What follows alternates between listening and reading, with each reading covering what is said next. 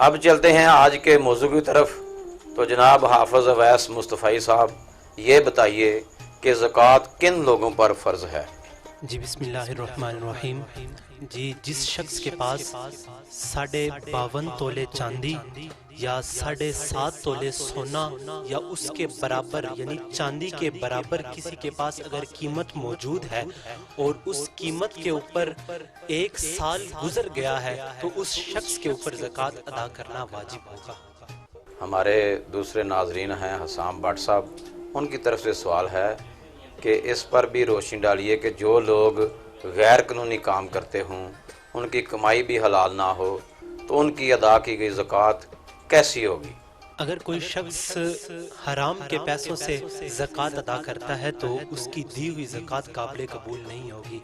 یہاں تک فرمایا کہ اگر کسی شخص کے جسم کے اوپر 10 درہم کا لباس ہے اور اس 10 درہم میں سے 9 درہم حلال کے ہیں، 1 درہم حرام کا ہے، تو وہ شخص اگر کعبۃ اللہ کے صحن میں کھڑے ہو کر ہاتھ بلند کر کر کے اپنے مالک سے دعائیں مانگ رہا ہے تو اس کی وہ دعا قبول بھی نہیں ہوگی۔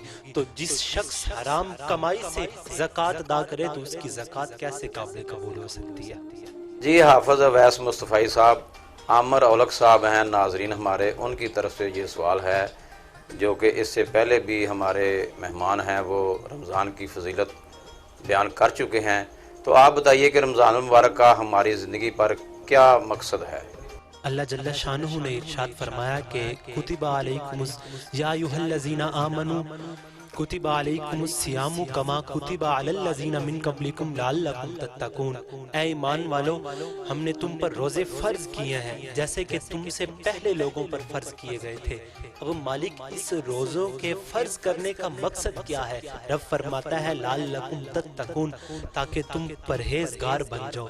تمہیں پرہیزگار بنانے کے لیے تم پر روزے فرض کیا گئے ہیں۔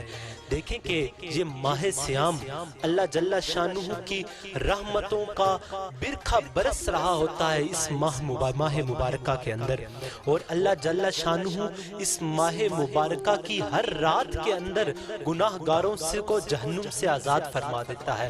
اور دیکھیں کہ اللہ جل شانہ نے ہمیں بھی یہ توفیق بخشی کہ ہمیں یہ ماہ سیام عطا کیا، اور کیوں نہ ہم اس ماہ سیام کی راتوں کو عبادت کے اندر گزارے۔ مولانا روم علیہ رحمہ فرماتے ہیں کہ زندگی آمد برائے بندگی، زندگی بے بندگی شرمندگی۔ اللہ جل شانہ نے ہمیں یہ زندگی عطا کی، اب اس زندگی کے عطا کرنے کا مقصد کیا تھا؟ فرماتے ہیں زندگی آمد برائے بندگی، زندگی بے بندگی شرمندگی۔ اگر زندگی کے اندر بندگی نہیں ہے، اس مالک کی عبادت نہیں ہے، تو پھر یہ زندگی زندگی ہی نہیں، یہ شرمندگی بن جاتی ہے۔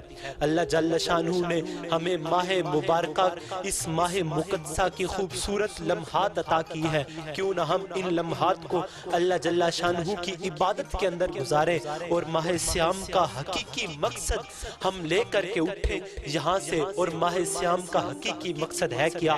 کہ ہم اپنے شب و روز اب اس مالک کی عبادت کے اندر گزارے۔ لیکن آج ہم اگر دیکھتے ہیں تو ہم پورا معاشرہ بھٹک رہا ہے۔ وہ اقبال نے کہا تھا نا کہ ہم کون ہیں کیا ہیں بخدا یاد نہیں، اپنے اسلاف کی کوئی بھی ادا یاد نہیں ہے، اگر یاد تو کافر کے ترانے اب ہمیں ہے نہیں یاد تو حق کی صدا یاد نہیں۔ بنت حوا کو نچاتے ہیں سرے محفل، کتنے سنگ دل ہے کہ رسم و حیا یاد نہیں۔ آج اپنی ذلت کا سبب یہ ہے شاید کہ آج ہم کو اپنا ہی خدا یاد نہیں۔ آج ہم نے اپنے خدا کو بھلا دیا، اپنے رسول کے احکامات کو بھلا دیا، اسی وجہ سے ہماری ذلت اور رسوائی کا سبب یہی سبب بنا ہے کہ ہم نے رسول کے احکامات کو پس پشت ڈال دیا۔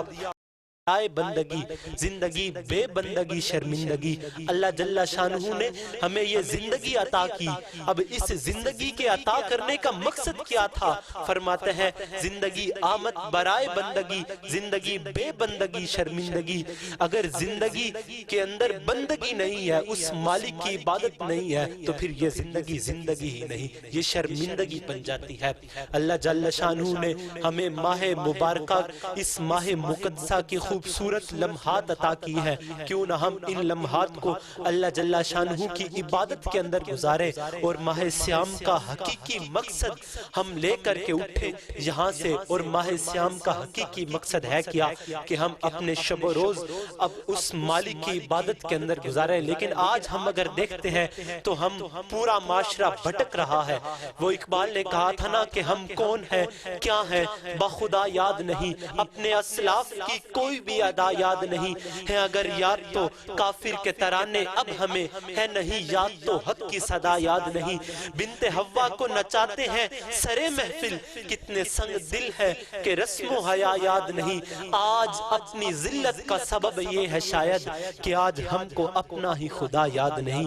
آج ہم نے اپنے خدا کو بھلا دیا، اپنے رسول کے احکامات کو بھلا دیا، اسی وجہ سے ہماری ذلت اور رسوائی کا سبب یہی سبب بنا ہے کہ ہم نے رسول کے احکامات کو پس پشت ڈال دیا اور اپنی زندگی اپنے طریقے کے مطابق گزارنے لگ گئے۔